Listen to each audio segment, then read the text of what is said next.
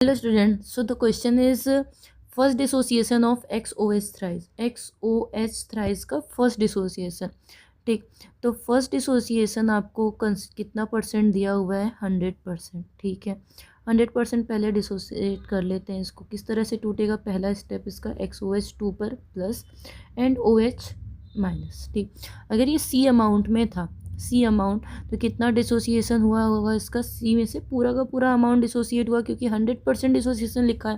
ठीक, तो स्टार्टिंग में 0 टाइम पे ये C था, तो T टाइम पे ये कितना बचा? 0. और इधर भी कितने फॉर्मेशन हो गए? C एंड C अमाउंट में. ठीक है, नेक्स्ट आपसे बोल रहे हैं कि जो सेकेंड डिसोसिएशन है वो है 50%. सेकेंड डिसोसिएशन यानी XOH पर 2 प्लस 50% डिसोसिएट करिए इसको.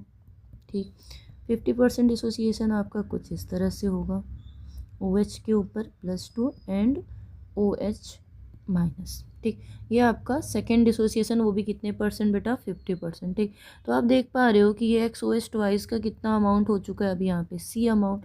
ठीक, एक ही कंटेनर में काम हो रहा है ना, तो ये C amount. And T time पे कितना अमाउंट डिसोसिएट होगा? इस C का कितने परसेंट बेटा? 50%, यानी 0.5 C. तो प्रोडक्ट भी कितने बनेंगे? 0.5 C एंड 0.5 C. ठीक है, अब ध्यान से देखिए, बोल रहा है कि थर्ड डिसोसिएशन नेग्लिजिबल है. थर्ड अगर नेग्लिजिबल है यानी ये अब इसको फर्दर आपको डिसोसिएट नहीं करना है. फिर बोल रहा है पीएच कितना होगा इस पर्टिकुलर बेस का जिसका कॉन्सेंट्रेशन 4 × 10⁻³ है. यानी सी की वैल्यू कितनी हो गई बेटा? 4 × 10⁻³ के बराबर. एंड हमें फाइंड आउट क्या करना है? पीएच. पीएच फाइंड आउट करने के लिए आपको किस पे डिपेंड होना होता है? कल भी मैंने बताया आपको, लॉग H+ के ऊपर डिपेंड होना होता है. ठीक, तो यहाँ से पहले तो हम देख पा रहे हैं कि सिंस हमारे पास OH माइनस अवेलेबल है तो POH निकाल लेते हैं. पहले POH फाइंड आउट कर लेंगे. कैसे? माइनस लॉग OH माइनस से. आफ्टर देन हम pH निकाल लेंगे. किस तरह से बेटा? pH यहाँ पे हम फाइंड आउट कर लेंगे 14 minus POH. As we know that at 25 degree centigrade pH plus POH is equal to 14. ठीक, अब निगेटिव लॉग लेना शुरू करते हैं OH माइनस का. अब जरा टोटल OH माइनस कॉन्सेंट्रेशन निकालिए, कितना हो रहा है टोटल OH माइनस. एक तो फर्स्ट डिसोसिएशन यानी 100% की वजह से C अमाउंट. ठीक, और सेकेंड डिसोसिएशन यानी 50% की वजह से 0.5 C. ये टोटल अमाउंट कितना हो गया? 1.5 C. एंड C की वैल्यू कितनी दे रखी है बेटा?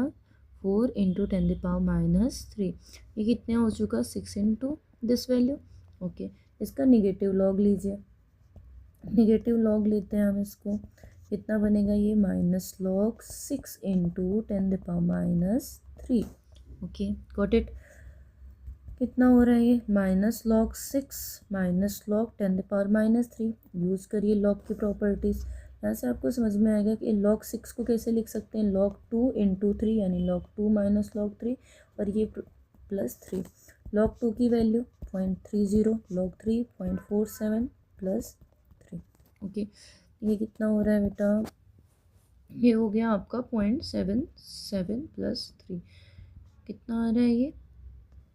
3, 2 एंड 2.23. ठीक, ये तो हमें क्या मिल रहा है? POH, negative log of OH minus यानी POH मिला. हमसे क्वेश्चन क्या पूछ रहा है? हमसे पूछ रहा है pH कितना होगा. तो pH will be equal to 14 minus POH. 14 minus 2.23. That means value should be equal to 11.77.